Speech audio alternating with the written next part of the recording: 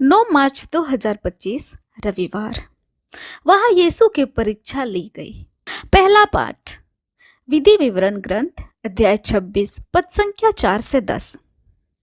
मूसा ने लोगों से कहा, पुरोहित तुम्हारे हाथ से टोकरी लेकर उसे तुम्हारे प्रभु ईश्वर की वेदी के सामने रख देगा। तब तुम लोग अपने प्रभु ईश्वर के सामने यह कहेंगे, हमारे पूर्वज आरामी यायावर थे। जब वे शरण लेने के लिए मिस्र देश में बसने आए तो थोड़े थे, किंतु वे वहां एक शक्तिशाली, बहुसंख्यक तथा महान राष्ट्र बन गए।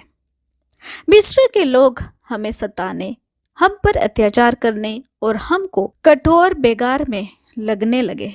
तब हमने प्रभु की, अपने पूर्वजों के ईश्वर की पुकार की। प्रभु ने हमारी दुर्गत, दुखी, तकलीफ तथा हम पर किया जाने वाला अत्याचार देखकर हमारी पुकार सुन ली। आतंक फैलाकर और चिन्ह तथा चमत्कार दिखाकर प्रभु ने अपने बहुबल से हमें मिस्र से निकाल लिया। उसने हमें यहाँ लाकर वह देश जहाँ दूध और मधु की नदियां बहती है दे दिया। हे प्रभु, तूने मुझे जो भूमि दी है उसकी फसल के प्रथम फल मैं तुझे चढ़ा रहा हूँ। यह कहकर तुम उन्हें अपने प्रभु ईश्वर के सामने रखोगे और अपने प्रभु ईश्वर को दंडवत करोगे। यह प्रभु की वाणी है। ईश्वर को धन्यवाद। भजन अनुवाक्य। हे प्रभु, तू संकट में मेरे साथ रहने की कृपा कर। तुम जो सर्वोच्च के आश्रय में रहते और सर्वशक्तिमान की छत्र छाया में सुरक्षित हो, तुम प्रभु से यह कहो, तू ही मेरी शरण है और मेरा गढ़, तू ही मेरा ईश्वर है, तुझ पर ही मैं भरोसा रखता हूँ। अनुवाक्य। हे प्रभु, तू संकट में मेरे साथ रहने की कृपा कर। ना तो विपत्ति तुम पर आएगी और ना महामारी तुम्हारे घर के निकट आ पाएगी, क्योंकि उसने तुम्हारे विषय में अपने दूतों को आदेश दिया है कि तुम जहां कहीं भी जाओ वे तुम्हारी रक्षा करें। अनुवाक्य।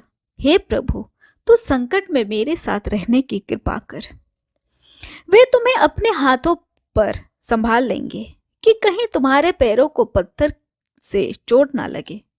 तुम सांप और बिच्छू पर पैर रखोगे, तुम सिंह और अजगर कुचल दोगे। अनुवाक्य।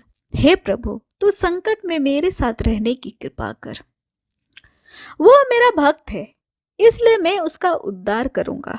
वह मेरा नाम लेता है, इसलिए मैं उसकी रक्षा करूंगा। वह मेरी दुहाई देता है और मैं उनकी सुनूंगा।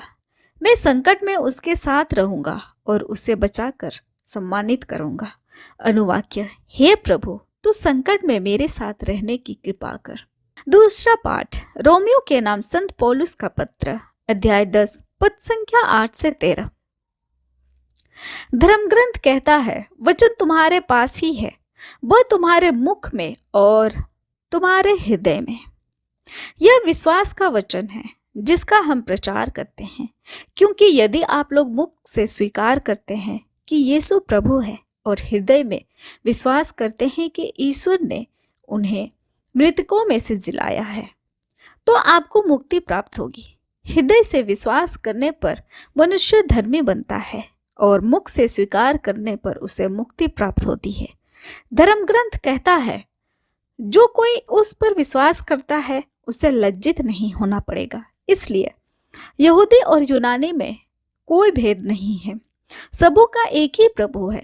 वह उन सबों के प्रति उदार है जो उनकी दुहाई देते हैं, क्योंकि जो कोई प्रभु के नाम की दुहाई देगा उसे मुक्ति प्राप्त होगी। यह प्रभु की वाणी है। ईश्वर को धन्यवाद। जय घोष। मनुष्य रोटी से नहीं जीता है, वह ईश्वर के मुंह से निकलने वाले हर एक शब्द से जीता है। संत लूकस के अनुसार आज का पवित्र सुसमाचार अध्याय 4 पद संख्या 1 से 13। यीशु पवित्र आत्मा से परिपूर्ण होकर यरदन के तट से लौटे। उस समय आत्मा उन्हें निर्जन प्रदेश ले चला। वह 40 दिन वहां रहे और शैतान ने उसकी परीक्षा ली। यीशु ने उन दिनों कुछ भी नहीं खाया और इसके बाद उन्हें भूख लगी। तब शैतान ने उनसे कहा, यदि आप ईश्वर के पुत्र हो तो इस पत्थर से कह दीजिए कि यह रोटी बन जाए।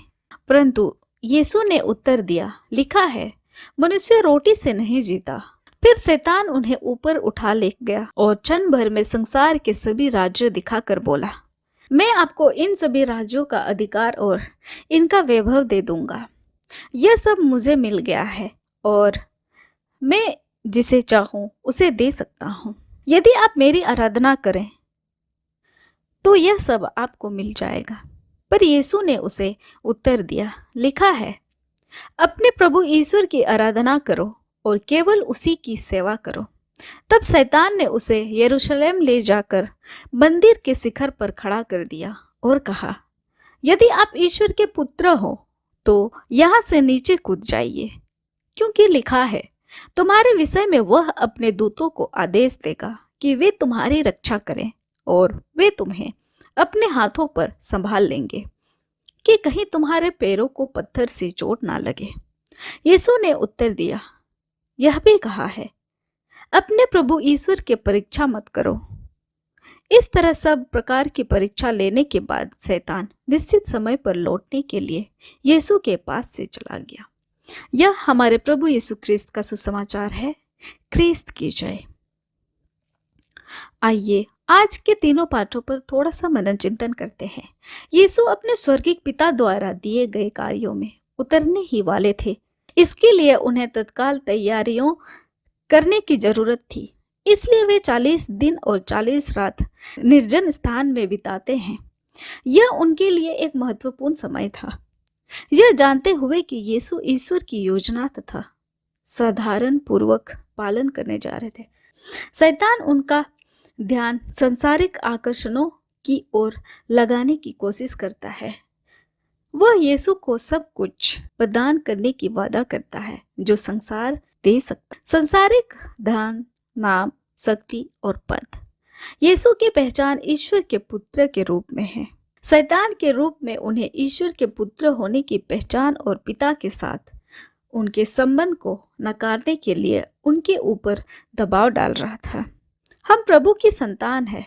हर प्रलोभन में शैतान इस पहचान और प्रभु के साथ हमारे रिश्ते पर सवाल उठाता है। पाप के द्वारा हम ईश्वर की संतान के रूप में अपनी पहचान को धीरे धीरे भूल जाते हैं और अंत में छोड़ देते हैं। इस प्रकार हम शैतान की संतान बन जाते हैं। जब यीशु प्रत्येक प्रलोभन पर विजय प्राप्त करते हैं तो वे अपनी पहचान पर भी जोर देते हैं।